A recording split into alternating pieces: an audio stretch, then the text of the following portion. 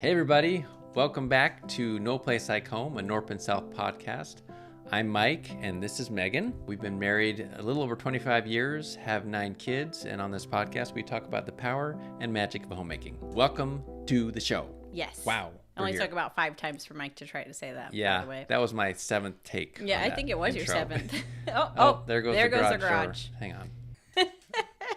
Okay, so we record this in our bedroom, which happens to be right above our garage. So anyhow, just as a reminder, this is a video and a podcast. So if you're watching it and you want to set your phone down and be able to do some work and still listen, you can always go to any of your podcast apps that you use.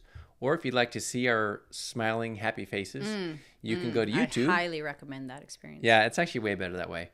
You can go to YouTube and watch it on our North and South YouTube channel. So correct. Go to all those places. Thank you, Michael. You're welcome. I'm very good at giving instructions. So, Megan, let's talk about some current events with the Norp family. What's going on?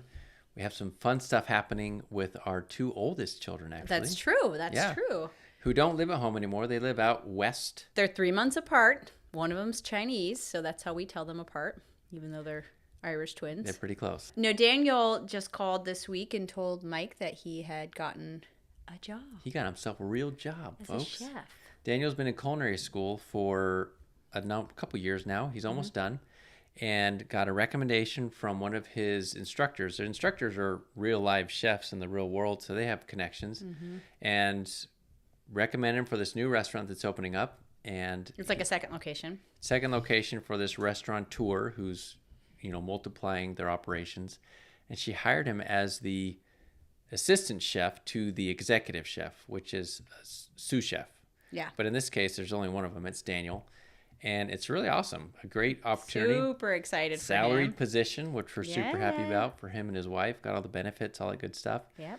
So Daniel's moving into real adulthood, and we're congratulating him and Lauren, his wife, because that's exciting stuff. It's so exciting. We've been very happy for them. Yeah. He's been dreaming of that for a long, long time, a decade. Daniel has loved food since the day he came home. Or I think he loved it before that. You're actually true, since we got to know him and before that. So yeah.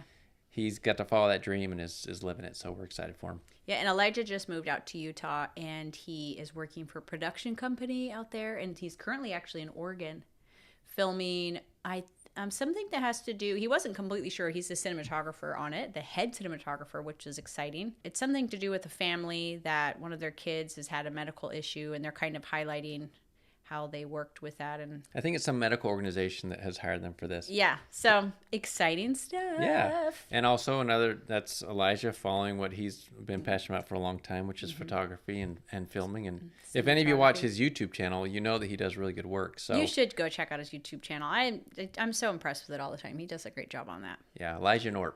Look that up. Or we'll just put a link in the description of we'll do the that video. Too. Perfect. Yeah. So that's fun for them. It's always fun to see your adult kids, especially, kind of making progress, because when kids leave the house and they're on their own, you can kind of be nervous for them, but they're doing great. So that's happy. Also, I'm kind of sweaty because it's like spring here.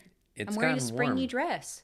It was warm enough today that like the windows were down on the car and like we actually got hot. Well, it was 82 or something like that, wasn't it? Yeah, it was in the 80s. So I think that's a little bit warm for maybe compared to the northern parts of the country. Yeah, but like North Dakota. However, I noticed I was looking at the weather out west because we're going on a trip maybe out there, and it was pretty warm out there as well. Yeah, so I think maybe everyone's kind of enjoying some warmer weather. And we just had the daylight savings. You're right. So it got dark later tonight. Wow. Yes. I love daylight savings. I do, even actually. Though it doesn't really do anything. It doesn't make any sense. It's still nice a lot of the times because it's like date night or we want to go do something fun with the kids and you're like, well, it's going to get dark in like 3 hours. We can't. So No, but now daylight savings means it won't get dark before 7:30 until like October. Yes. Whoa. So nice. Thanks. But with all of that savings. put together has made us very, like, Andrew came to us like, 2 weeks ago? Yep. He's like, where's our adventure?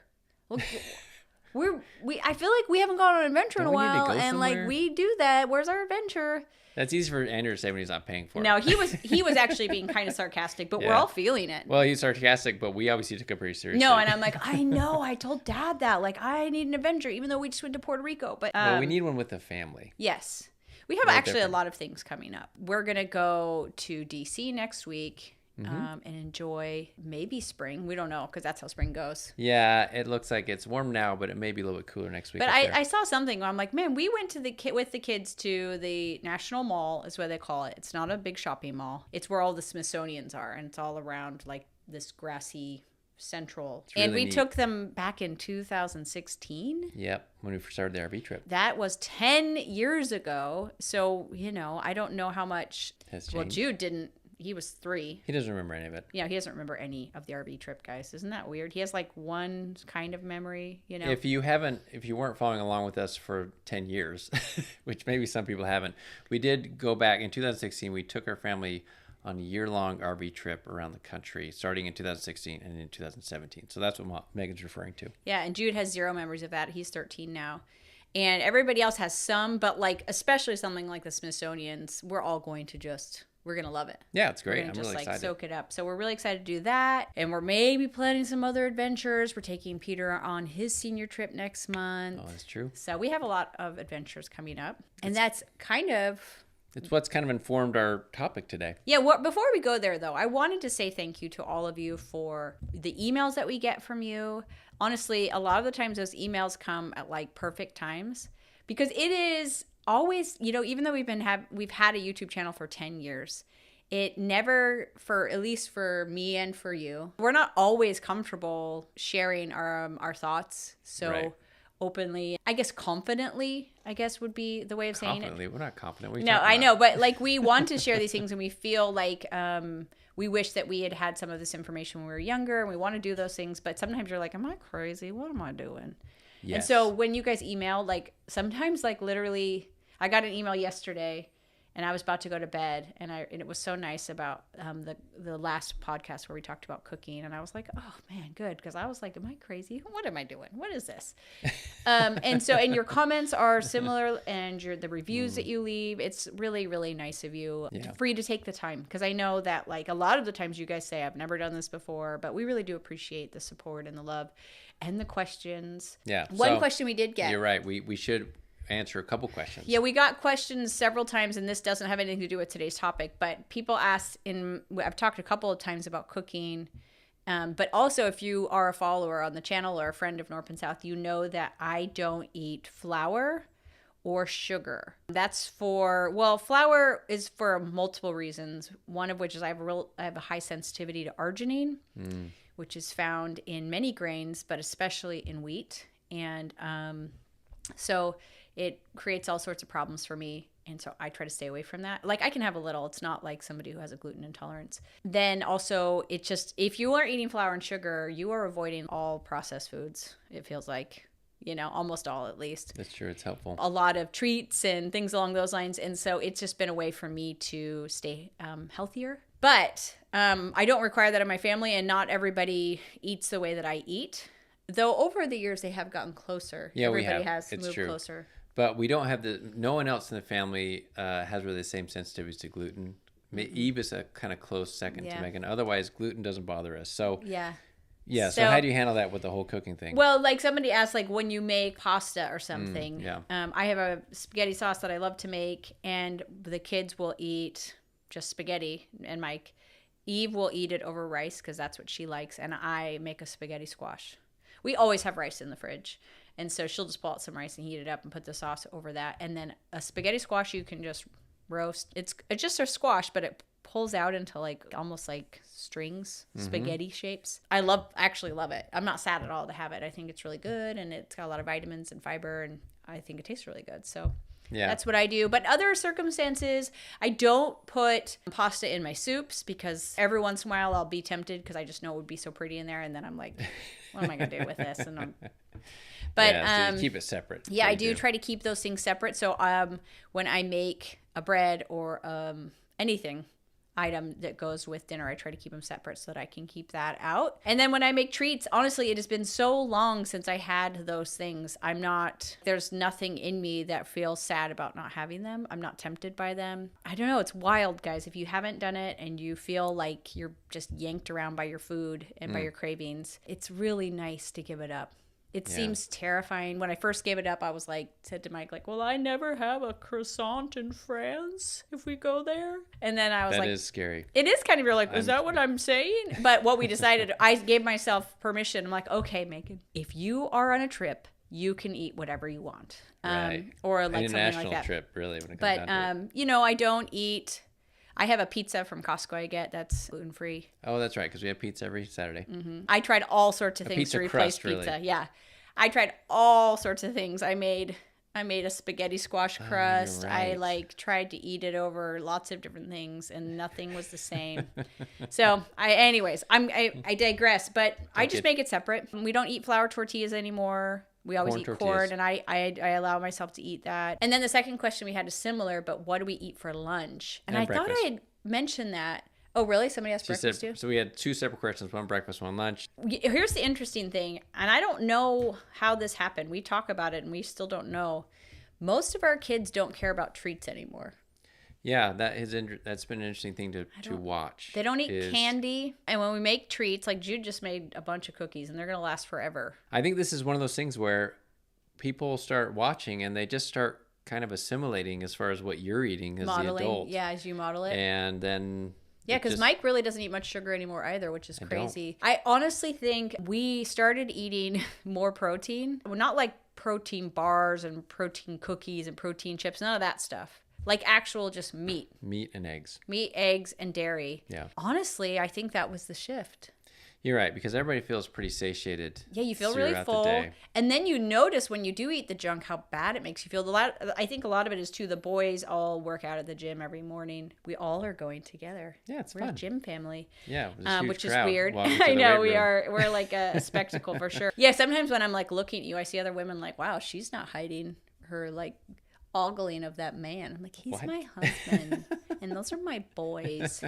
But It's interesting to see these 4 curly-haired people walking around, this Yeah. man walking around. But you go to the gym the next day if you ate a bunch of junk the night before and you feel terrible. And they Yep. start putting that together. So anyways, for breakfast, we don't eat any cereal anymore. Nobody eats cereal. Everybody just eats like some version of meat and eggs. And then for lunch, we eat leftovers. So Which is anytime just I'm our making dinners. dinner, I am very frustrated if the dinner I made doesn't have leftovers. Yeah. that Because is nobody lunch. really wants sandwiches. Like every once in a while, people will eat a sandwich, but so we eat leftovers. We love it. We don't like repeating dinners necessarily, unless it's like a remix. It's like you took something and you kind of changed it to Sure, something the yeah. next night. But lunches, we fight over leftovers. We definitely do. Literally. People like claim they eat earlier and earlier We're and arm earlier. wrestling about it. Yeah, because we're a homeschooling family and we all work from home. So we all pile in, you know, and you're like so mad because you're like, ooh, nobody's eating lunch yet. I'm gonna go eat some lunch. And then as soon as you do, everybody like pops up from what they're doing, like, oh, I'm Oh, gonna eat lunch it's too. lunch. And you're like, oh, come on.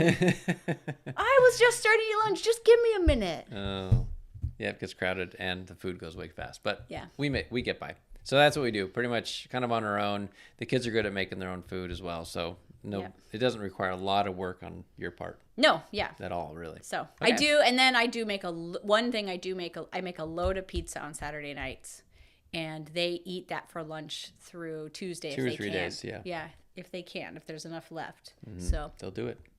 it's like a thick crust grandma style pizza. Yeah. So okay, so thank you for those questions. Always ask more. We see them in the comments, and now there's like a fun feature where We can filter we those can out. filter it so it's if it's asking Or a filter question. them in, I guess. But we definitely see them more easily and remember them if you email them to us at contact@norpandsouth.com. Yeah. So send them along. Let's get today's actual topic. Okay. Like we said, we've been thinking about travel and I'm going to guess that a lot of people out there are getting sort of itchy legs to get out there and do something with the family. Probably making plans for summer. Spring break. We're all excited. Yeah, spring break is happening like right now For some people, for some yeah. people. So we thought we'll talk about travel and why it's good for the family. I know our podcast is about homemaking, but I think sometimes you strengthen home by going somewhere together and you come back strengthen family. So that kind of plays into Yeah, it. home and families, definitely. Yeah. And and today we wanted to talk about how there are specific things that happen on a trip that are good for families, but also specific types of trips. So we're definitely going to dive into what makes family trips so special, but also how you can make your family trips even more special if you take some intention and really try to build them specifically to make your family closer, happier, more unified, all sorts of good things. Yeah, because there's all sorts of benefits to traveling together as family or just going on a shorter trip. So we're going to go through all that. So as we've been thinking about this and thinking about travel, we realize that a lot of us go on trips with our family or vacation to relax or to kind of just get away from the stress of life. Which is good. Which is good. However, we have found in our travels, in our many travels, that so many of the positive results of travel have come from the kind of more unscripted moments or the more stressful moments of a trip. Yeah. And those are the things that sort of stick with us as a family and have created some real bonding moments and also family stories that we can look back on. And we did a little research before the podcast to kind of see if there's any science to back up why travel might be good for families. There's some good stuff out there. I want to read this one thing. It says, narrative psychology shows that people understand their lives through stories. Families also build identity through shared stories that are told and retold over the years. Society identity theory explains that humans bond strongly when they experience challenges as a group. Family adventures combine both of these forces. Yeah, and I think what happens is as an adult, as a parent, there's a lot of stressful things that you're experiencing individually. And so you're imagining a trip and kind of organizing it to be like, how can I make this the least stressful trip possible? Because I need a break. It's true. And so you're like, what would be something where the kids won't bother me and I won't have to cook and all of those things. And I think there's some validity to that. But I wonder if that might be better for you to take a trip maybe as parents alone. To reach that end, because a family trip, you can't take those as often. It's hard to organize schedules and it's hard to pay for all of those things. I'm going to be bold and say that relaxation is nice, but it's going to be kind of impossible on a family trip anyways. I know. I think anyone who's traveled with children knows that. And then you're just going to be frustrated. Yeah. And so actually maybe more intentionally choose a trip that will be more adventurous, maybe more challenging, maybe require a little bit more of you as a group, because that's going to be a lot more effective in the end at blessing your family. Right. And a huge part of that is the family lore or the mythical status of some of these events that take place on trips where it gets stressful, because that's where a lot of the memories come from.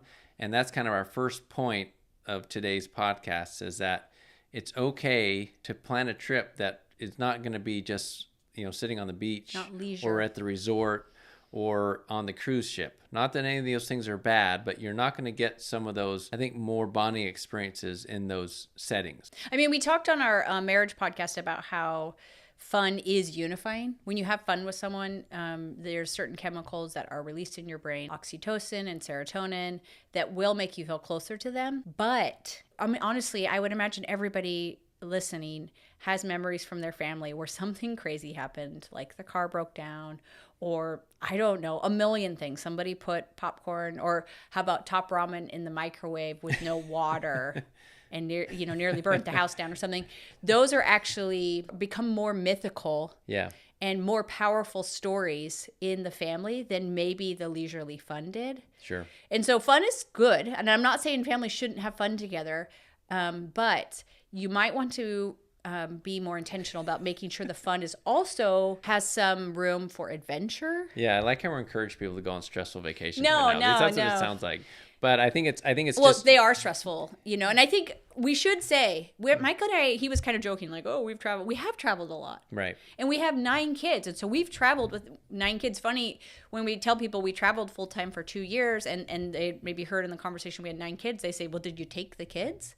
And it's like, do you think we left them at home for 2 years? Like, yes, that was the point. Nice. One of the things we know, because we've experienced it hundreds of times, is that the first day, maybe even the first day and a half or 2 days of a trip, especially difficult ones, like meaning international. Yeah, when you get somewhere that you're new to, that you don't know. Mom and dad are not having any fun. It's very stressful to get to the airport. Just getting to, I mean, the days leading up to the trip are stressful for mom and dad, whether it's international or not. But like you've got passports and you've got security checks and you've got bags and immigration, all that kind of immigration. And then you've got to get to a car or to, transport or to your hotel. And then you have nothing left. And you look around and you're like, "Ooh." But we are like, okay, we're here in this space again. And you always, it's even though you know it way in the back of your brain, you're like looking at each other like, what? Like, was this a good choice? And Mike will say, Megan, it always feels like this the first day. And I'm like, okay. So I do think that here's the interesting thing. Mom and dad, you should know that you're not doing it wrong when you're traveling with your kids and you don't feel immense amount of joy.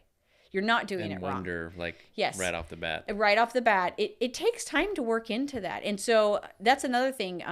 If you're going to go to like Great Wolf Lodge for the weekend, that's not actually stressful. And those are fun trips. We've done that before. It's a fun little. You don't know what that is? That's like an indoor water park that you can. It's like a hotel as with well. an indoor water park in it, We've and it's done got it. It's pretty fun. So like it's ready made, so you just get in and go. Like you're right into the fun.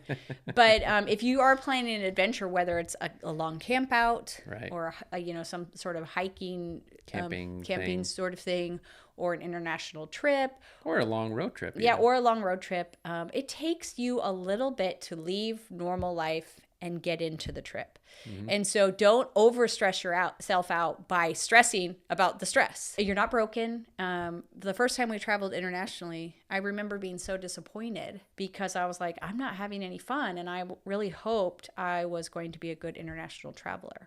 Yeah. Now, that should be noted that those were adoption trips, which were highly stressful. These are not vacations. And we were like diving into very not touristy areas of China. So like as foreign as you can get and doing stressful things. But I really thought, I guess I don't like international travel. And I was really bummed about that. And it was years before we actually did it with our kids. And I came to discover that I was wrong. Something that's interesting that happens is that like that zone you get in, we tell people this all the time. The first time you experience it, it's very stressful and you wonder if maybe you aren't a traveler or you're not a very nice parent or whatever. All of these things you start to wonder internally, like, I'm not having any fun. Actually becomes the thing you start to crave, don't you think? Yeah, you like that discomfort because that, like on the edge because what it comes with it is a reward after you kind of push through that. And the looking back at it and the memories of it, which we're kind of talking about here, the memories are the reward, and you're like, well, I only got it because I did that kind of difficult thing. So. But I also think there's something to be said for being kind of uncomfortable. It does release a lot of stress hormones, but it also releases a lot of adrenaline, and it becomes like you're very alive when you've got a lot of adrenaline in you. Yeah, time kind of slows down. Yes, it's true because you are outside of obviously daily life, and you have stepped into a different realm. Where your whole brain's like, yeah, you're very aware of your surroundings, and this is nothing new for anyone who's traveled. But yes, things have changed now, and it has slowed down, and you're having a completely different experience than going to the grocery store on a Tuesday, whatever it is. It was interesting. Those two, I know we're kind of veering off here because we want to get through some of these things that we learned in our research, but the 2 years we spent traveling were like a lifetime. Yeah, they loom very large for our family. And one of the interesting things we found, it was such a strange thing. It was like Flight of the Navigator.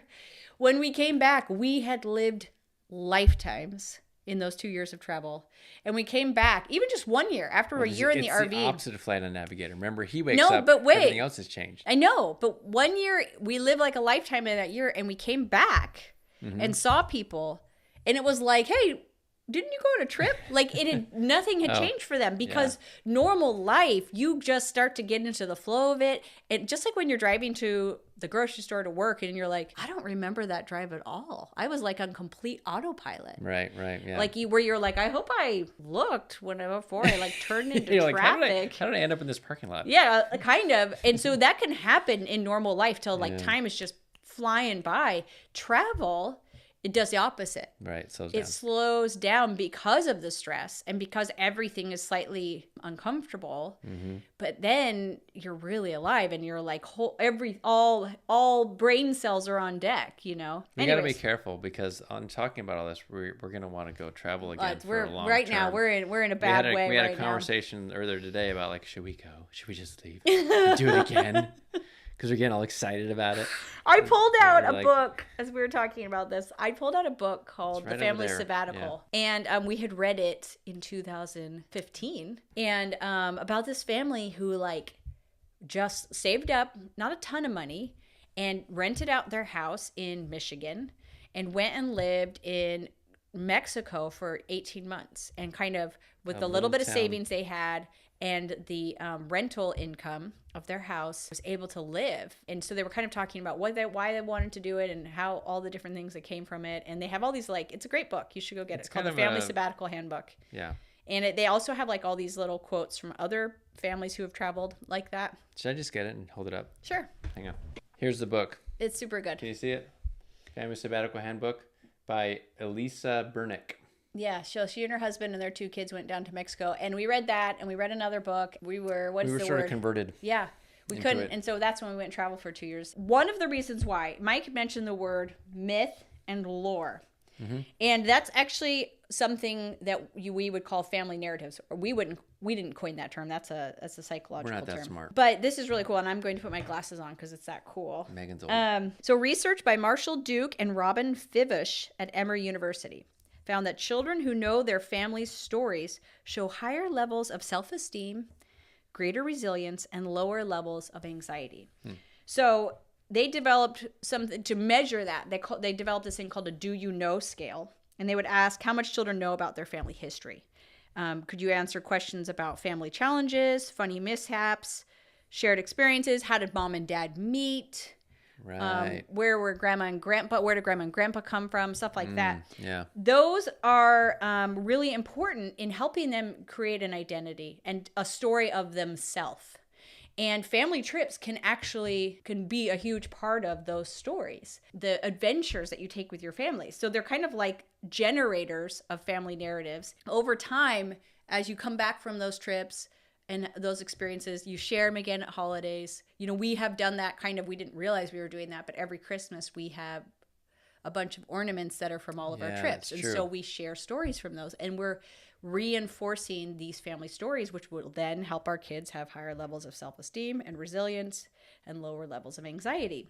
Good reason to get some sort of memorabilia. Yeah, that's from true. your Some trip, way right? to remember it. Something you can look to and remember and all look at maybe and Yeah. have that. Another thing that you can do is maybe at dinner time or other times when there's a lull in the conversation, you could ask questions like, what was your favorite moment on one of our trips? Yeah. Or what was your favorite place that we've ever gone? Or things along those lines. And so we have a few that I Yeah, thought we we do. could talk about, a few stories. Okay. These have become family lore. Yes. So For us. speaking of our first day, and how the first day is always hard. Uh-huh. So we were traveled for almost a year in Europe, and we stayed only in Western Europe. We have not seen most of Europe, and we need to do that. We shipped a van over there on a boat so that we didn't have to rent a car, and that made it way cheaper. And so we could just drive around. We were up in Ireland, and we had some other full-time travelers come and visit us with their kids, and it was awesome. It was fun. We're staying in little cottages next door to each other in Ireland. Christian and Katie the Kids got to play. the Sundance family. And they're so cool. They're like the coolest. They spend half their time like in Costa Rica, right? Right. In this cool house that Christian built. And they're super They're chill. way cooler than we are. They're super relaxed. They're like hippies, confident, and just a really happy, well-adjusted family. We had great times with them. And they said they don't plan anything for their travel. Not very long term, they don't. They're like so cool and They so just show open. up at a country and And they'll even say Start like they won't driving. even, sometimes they won't even use their GPS. Yeah. Remember? And we're like, what? What? And they're like, no, we'll just say, we'll come to a stop sign and say, which way should we turn? And they'll be like, I feel like turning left. And I'm like, good, me too. Right? And so we're like totally into this. And we're like super jazzed. Like we have been too uptight with our travel. We've spent too much time planning. So we're like, you know what? We're going to go down. So we took a ferry from Ireland down to Spain. well, wait a minute. No, this was from England. This is Oh, it's from England. Okay. Yeah, A ferry from Ireland to England and then from England down to Spain. And Right. when we decided we're going to do that, we're going to get to Spain and we're going to do that. So we spent like a couple days in Spain. It was okay. It was a little stressful. It's the garage door door. again. Oh well, you're going to hear it. It's texture. It's audio texture. Okay. But we spent a couple days in Spain. It was okay. Uh-huh. But then we got on another ferry with the van and the kids, and we went to Morocco. Yep. And Morocco is at the top western tip of Africa. We decided we'd make no plans, that we would just go to Morocco and drive off the ferry And and just drive. see, right? Yeah. And That was kind of stressful. how Of did all it go? of all the places we chose to just kind of test this whole thing, Morocco. What were we thinking? So we drove. We drove toward a bigger city that was there, Was it Rabat? Rabat. Yeah. Yeah. And we started trying to think. Well, we probably should find somewhere to sleep tonight. Yeah, it's getting to evening time. And we started. I don't remember the exact chain mess, but we found some place. I'm looking at my phone. We show up at this place. We're like, oh, that looks like an okay hotel. Yeah, and it was this. Well, the first place was this amazing resort place. Oh, I didn't Like remember this that. huge gate. We pull up. There's this big gate. You can't even go in. And I like kind of walked up there. The security guy's like, "Yeah, what do you need?" I'm like, "Oh, we're wondering about staying here." He's like, "Do you have a reservation?" And we're like, "Not really." And We're just going with hey, the man, flow, I'm this man. cool guy in this van from Texas. And he's like really weirded out by what the heck we're doing there. And then it turned out it was like something like $500 or $600 a night, or it was some crazy amount. And we're like, never Crazy mind about for the Norps, at least. about that. So we're like, okay, just look on the darnhotels.com app and let's find something. So we found a hotel in Rabat in the city. This was sort of outskirts of the city, and it had kind of decent reviews, but we just showed up, and it ended up being It was for wild. us kind of a junky. No, not just for us. So we got there and we're like trying to be cool. We're international travelers, we're in Africa. And they didn't speak a ton of English. No. And they didn't have a room big enough for the family. So we had to Yeah. split into two. And immediately they start taking us to our rooms, and it gets really dark. It was really dark. There's no windows, I mean, most hotels don't have windows in the hallways. Yeah, But yeah. it was like a single light bulb sort of long hallway. The naked bulb. And, Elijah's like 16, and I'm like, okay. And we send all the older kids to the other room. And we're like, okay, see ya. We like drop them off at their room. And we go to our room. It was like not only a single light bulb, but it had like it was really pretty. In the daytime, this would be pretty, Okay. right? Yeah. You know how when you get somewhere at night, everything's kind of scary. Like a cutout metal thing around the single light bulb. Oh yeah, you're So it was a right. really big room with a couple of beds in it, and it was incredibly dark. And there was no blankets, so we had to like We had to call, ask for them. and they brought us a blanket, and it was like really scratchy and obviously dirty. Was not clean. It was not clean, and at this point, we're all really tired, and this whole hippie thing is falling apart for In my us. mind, like the doors didn't really lock or something Yeah, like that yeah. either. And the other kid's room was better. They had like some windows facing to like a courtyard or something, so it was a Yeah. little brighter. But we just like got in our bed and like, ugh. It was, and the room wasn't very clean. It was No, just, it wasn't clean at all. and we were all like, "What have we done?" Yeah, so But it lives on in our memories. yeah, it does. It becomes part of All family the kids lore. remember Like that hotel. we remember the filth on the blanket, even where you're Yeah. just like, I can't use this. When they brought it in, they like set it down. I could like immediately see that it had like stuff on it. I'm hoping it was yogurt, and I'm like looking at the guy like, but he doesn't speak English, and I don't speak French. And or Arabic. Yeah, whatever. And so we're just both like, I'm like, kind of looking with my eyes, like, you see that on there, right? And he's just like, here you Here's go. your blankets. And he like leaves. I'm like, oh my gosh, it was Yeah, terrifying. It was kind of a. But it we was a- survived it the was a night. restless Obviously, night. we're all here. And then I got on Airbnb the next morning and just made arrangements for the For the rest rest of of our, Morocco. pretty much for the rest of our time there. I'm like, I'm not cool enough, and I can't hang with the hippies on this one. So, Yeah. but that So, was more power to you, that's a story we all like Christian to and Katie. remember. And there's so many stories like that. We drove over the Andes Mountains in Peru. Right. We didn't realize that we were going to have to do that. But that ended up being, you could call it a mistake. I didn't realize how long the drive was between Lima and Cusco, where we were ultimately going to end up. And it was a long and very windy road, and kids were sick. They were getting altitude sickness because we were at over 15,000 feet.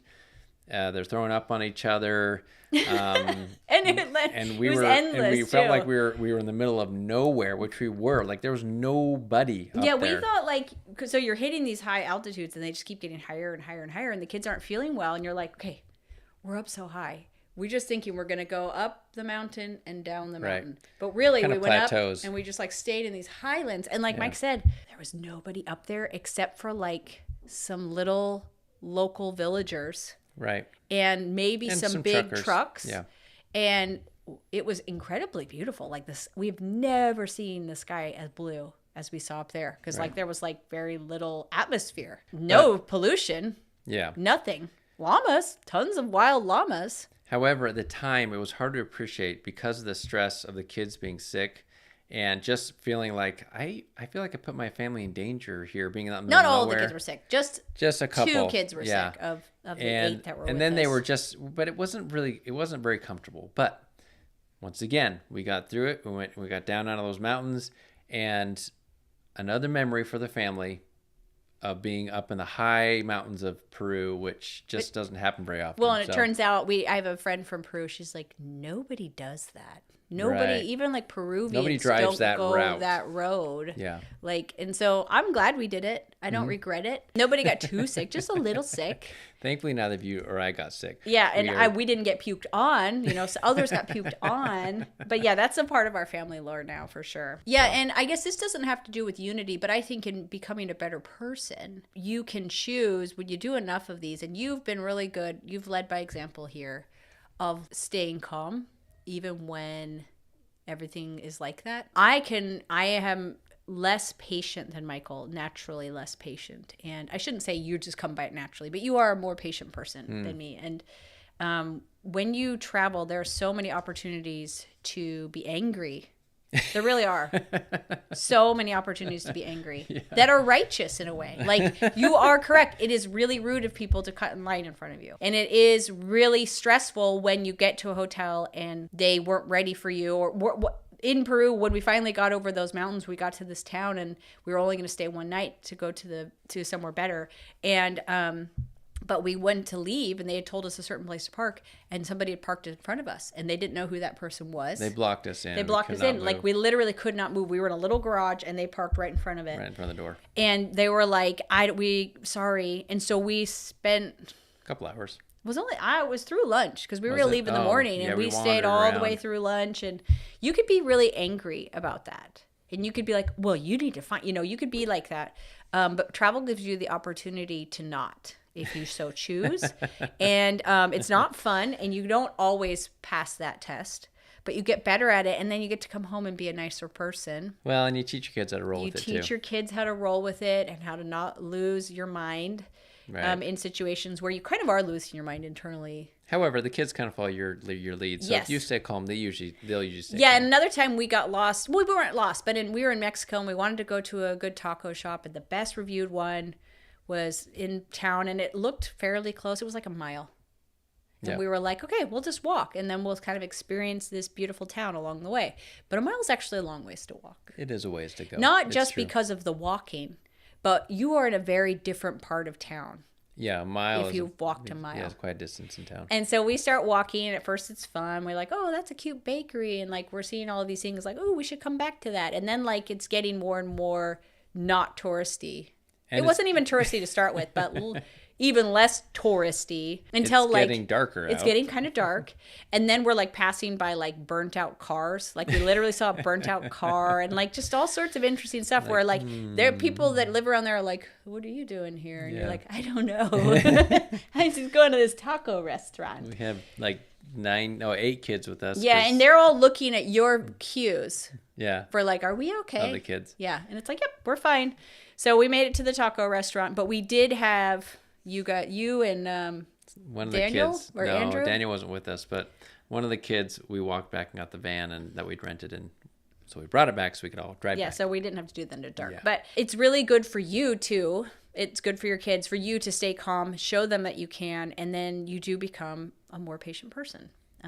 and Until next time. more resilient person. Travel does require a lot of resilience. So that's good for you. And those are great stories. And we go over them all the time, not only at Christmas time, but if we're camping, because we love camping. Camping provides so many opportunities for this. And you're sitting around the campfire, we usually bring it up then. We're like, oh my gosh, do you guys remember when this happened? And like, what was your favorite thing? Or what was the worst thing? Or like, did you have fun when we did that? We just relive those stories. And I'm so happy to know that in like 25 years, my kids will still be doing that. They'll be hanging out with each other as adults and we'll say, can you believe mom and dad walked with us through this little town in Mexico? Like, how crazy is that?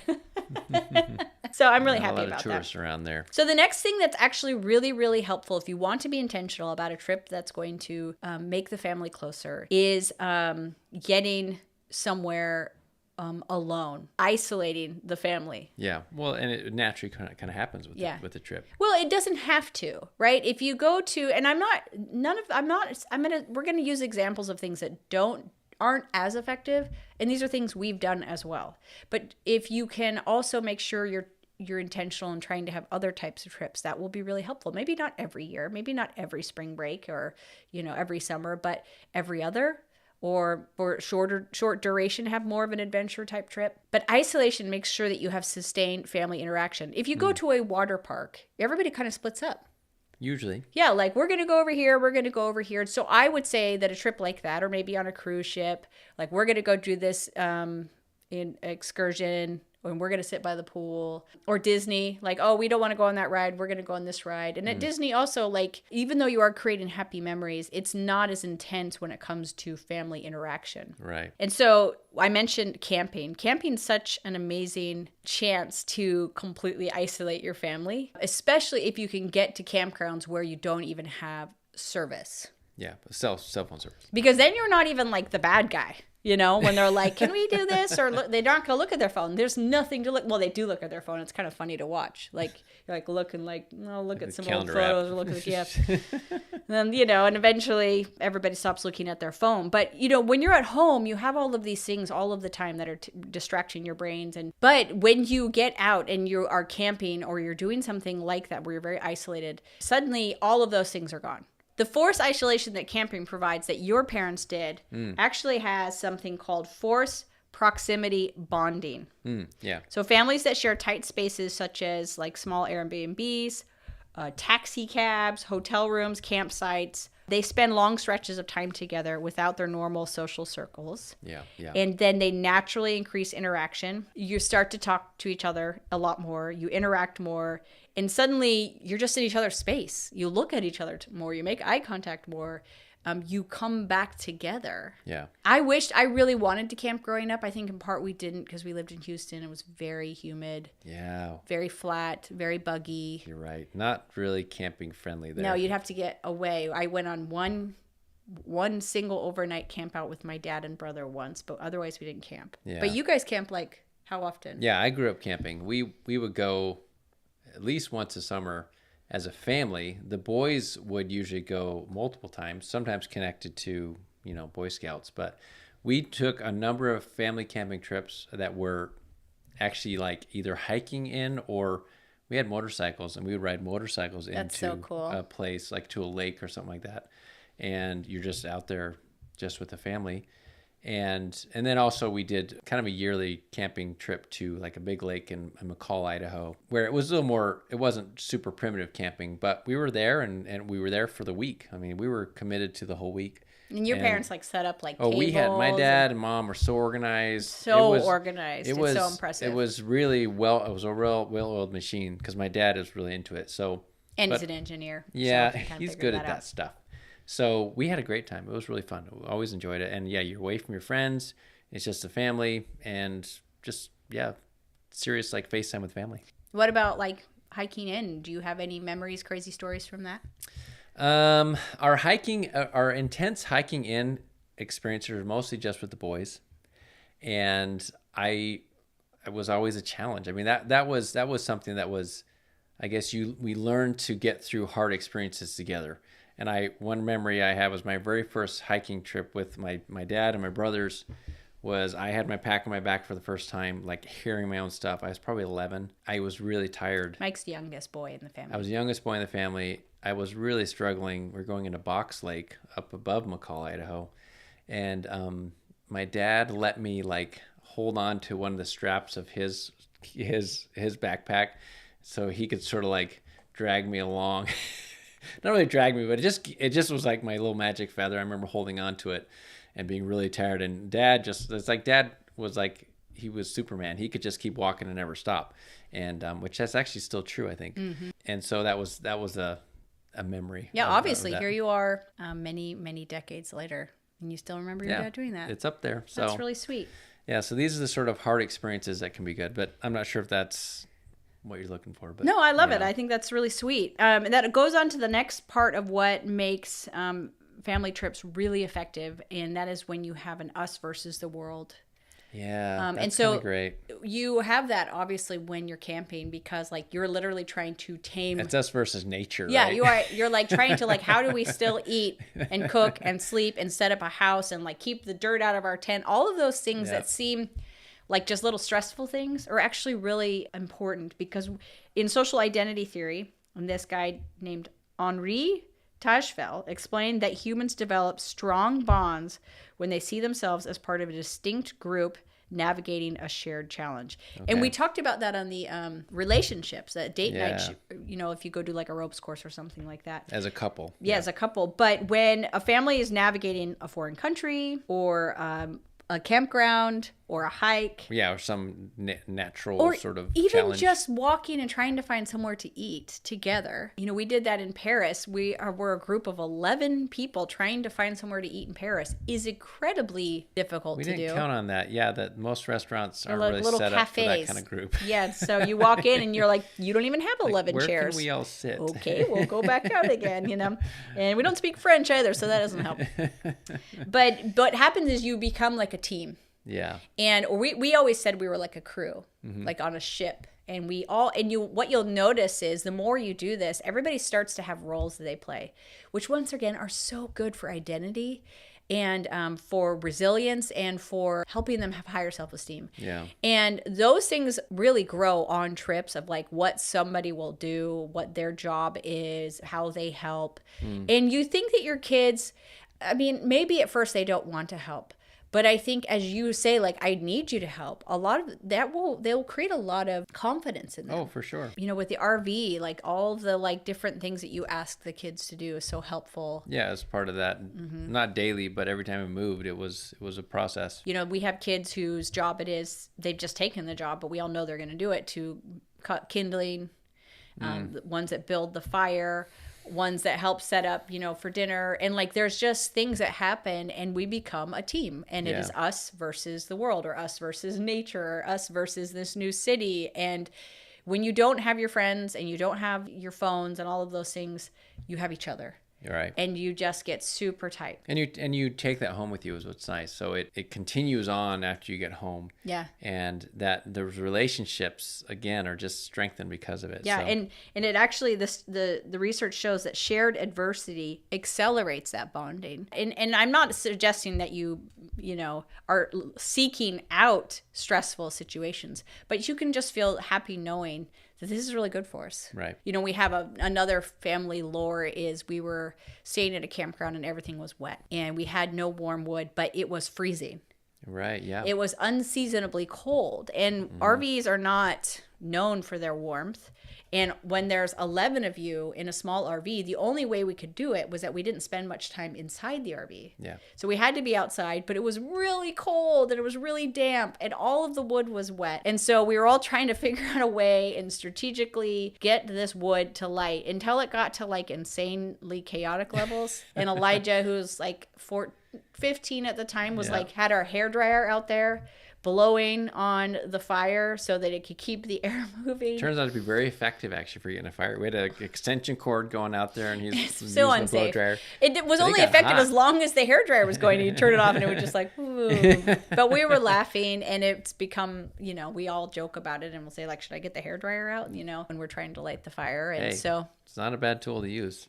or a leaf blower works too in that scenario. You've done that, haven't you? Yeah, we've done that. I can't remember where. Somewhere else we did a leaf blower on a fire, and it was amazing. That's kind of insane.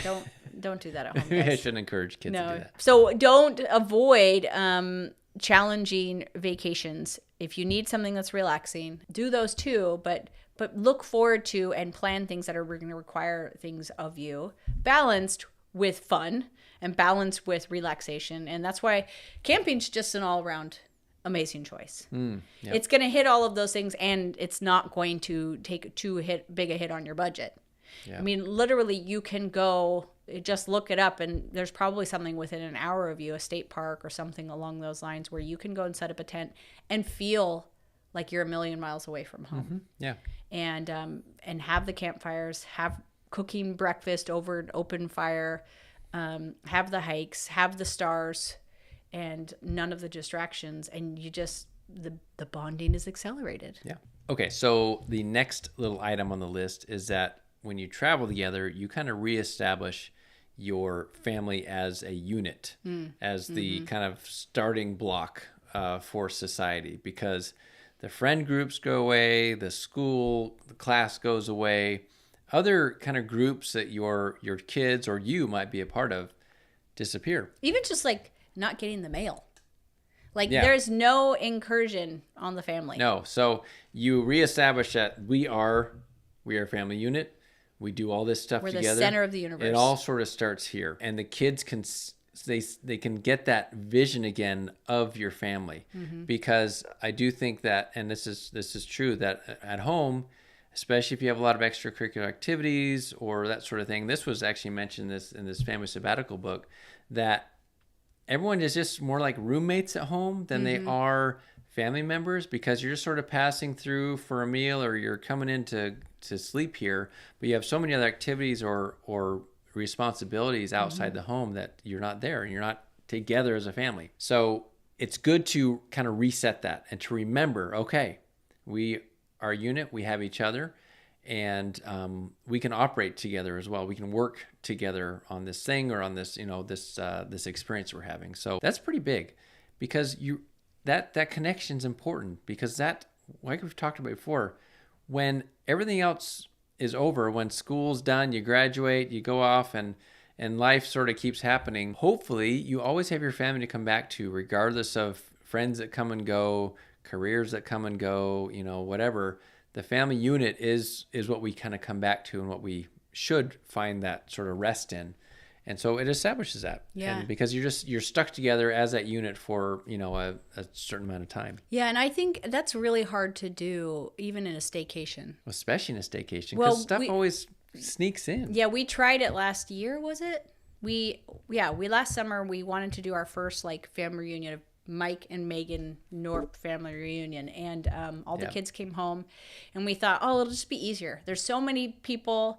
We'll sleep in comfortable beds. We'll have all of our food and all of our cooking implements, and we'll just do fun cheaper, things in town. don't We'll get to spend money on, we'll go to the amusement park, and we'll go roller skating, and we'll go and hike, and we'll do all these things. Which we did, but we did, but it was so easy in the in-between moments to just go back to your spaces and into your normal routines. That's true. And to your screens, I didn't want to, I'm like, oh, are you watching YouTube? But also I didn't have any other activity for them planned, but I do think that's, I remember when we left in the RV back in 2016, and I remember how we were like completely untethered from any group, from anything. It was literally us versus the world. At least we're going back to that, yeah. Yeah, but like that, I remember like even our church congregation. Like we went to church every Sunday, but it was in whatever town we were in with a different congregation. So that was very bonding, because we all sat together, and it was not a social experience, and nothing. The only social experiences we had were with each other. Yeah. And so we got so clear on our family unit and establishing that. Because that's all there was. Yeah, it was brilliant. There's no other option. It was brilliant. I'm so grateful we did that. Because we were talking today about, like, could we do that again? Because, like, even Jude don't even really remember it. And, like, it wouldn't be the same, because we do plan on maybe when it's just even Jude at home doing some more adventures, longer longer duration adventures for them. Because there's more of a gap there as far as age, Yeah. and Eve's development doesn't. She's going to live with us forever. She's not your typical teenager. So, we were talking about how we just had this window, and we did know. I remember when Elijah turned 13 and he was our oldest. We're like, we only have 5 years till he's 18, and we'll want to go to college or go on a mission or whatever, fly the nest, and that's not very long, because we were like, I remember 5 years ago, that feels like just yesterday. Yeah. So the next year we moved into the RV, and I'm so glad we did that. One of the things you learn when you become an older parent is how quickly you become an older parent. Yeah. And you start to have memories of sweetness of young kids. And so I know you hear it, and I know it sounds cliche, but you don't realize how quickly the years of young kids and family where everybody lives at home end, especially if you don't have 9. Yeah. I mean, it will end very quickly if you only have 2 or 3 kids. So get out there, establish who you are as a family, make stories, create an identity, a shared purpose, have adventures and mishaps. Another one that comes to my mind all of the time was also in Morocco. I don't know why I think about this moment. I think because I felt insane but exhilarated. We were following our GPS on how to get down to this town. And we're driving along a highway, and we're like, oh, this is a really nice highway. This was into Fez, wasn't it? Was that where we were going? Yeah. And then we come up I think I to know the what you're turn, talking about. and we're along a river. It's very normal highway. And then the turn, we look over, and it's just a literal dirt. Oh, you mean the turn the GPS was having us take? Yeah, it's a dirt road. Okay, yeah. And no, this was when we were going down the Sahara. Okay, I'm thinking of something else. Yes, we were going down to the Sahara, and it was a dirt road off the highway, but not just 2 tracks in the sand sort of thing, or hard pressed sand, and rocky. And I just went over a hill, and it was we looked at the map and was yeah, I think that it looks like a road, from the GPS. There's a road there. So we just turned and started driving, and just drove off into the desert. And remember, we got probably, I don't know, a little ways in, and there was an old man on a bicycle. Yeah, just kind of He was rode by us. riding his bicycle by, and he's looking at us who the heck are you? What are you doing here? And so then we came eventually. On the road It was an an hour and a half. It was rougher than I thought it was. Yeah, gonna be. there was moment, we were We actually whoa! scraped the back bumper and kind of dented it a little bit on a dip that was a little too deep for us. Yeah, and we eventually came into this town by this dirt road. So it was a back road. I think there was probably better There was way a to get main there. road to get there, but we, And we zoomed came it in out. right when school was getting out. And so everybody was in the streets of this teeny tiny town on the edge of the Sahara. Mm-hmm. And I don't think a lot of people go there from out of No. town. So our van was surrounded by women and children, just walking along and staring in the windows.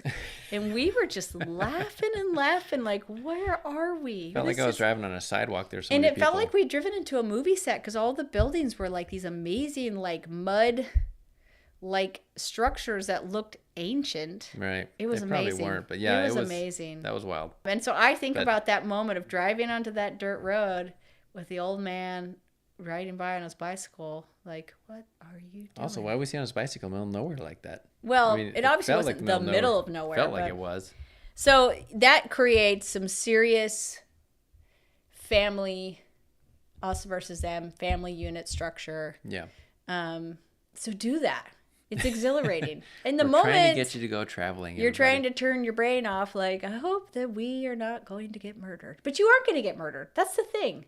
And we've been out with friends internationally who were very uncomfortable leaving the resort. I think you will find that most places, and I know there are dangerous places. I'll tell you what, the lot of the danger that happens in countries happens after hours, in the dark, around alcohol and drug trafficking. Right. People who are doing things they probably shouldn't be doing They're anyways. putting themselves into dangerous situations. Maybe they've gone to Mexico, it's 2 a.m, and they decide they want to buy some drugs.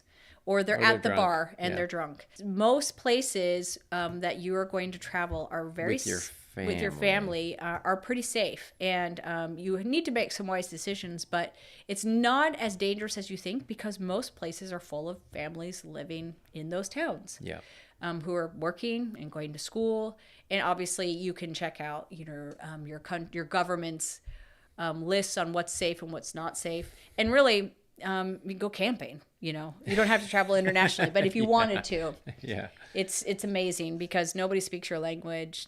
You have to eat strange foods and kind of make it work. Another time was in Peru, and when we were in the Andes, we ended up in this, we wanted some food, and we thought we'd be able to get something, and we ended up in a little town where there was like a dog and a pig wandering around, kind of like fighting a little bit in the street. They were kind of messing with each other. Yeah, not like real fighting. This wasn't like a sad fight, but they're just kind of, you're like, what is happening? And there was one market, and we went in, and they didn't really have anything. Very primitive of little shop. So we bought a bag of oranges and a box of crackers. And it was fine. We ate crackers and oranges and made it to the next town. And it was amazing. And I'm pretty sure that nobody was ever there. They were happy to see us. They're always happy to see you in these places. They're always amazed. They don't mind. Nobody like that's ever come through there. So, or at least rarely. So another benefit that we found is that when you're kind of out there together as a family and you're doing something that's, a little hard or difficult, is that you do develop an identity as a family, of a family that does stuff or that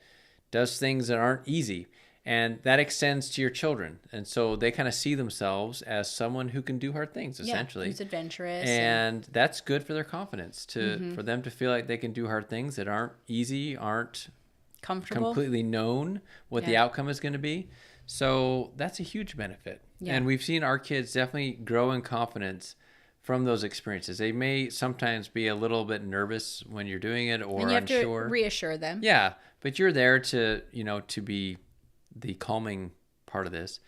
But they do benefit from it. And our children have grown to be more adventurous than they would have been, especially those that may not have naturally leaned in that direction. And our daughter Eve, who has Down syndrome, and kids with Down syndrome, or I should say people with Down syndrome, tend to be, I think, less flexible with what they can kind of manage emotion-wise and situation-wise.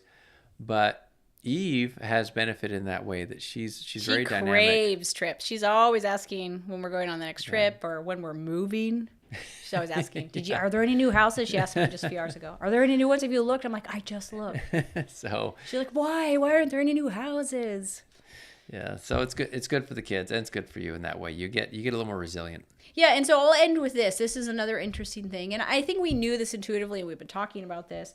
But there's lots of different ways to make memories, but not all memories are equal. There's actually what they call strong and weak memories. Okay. So if a strong memory, you need a couple of things. You need to have strong emotions. So like surprise. Okay.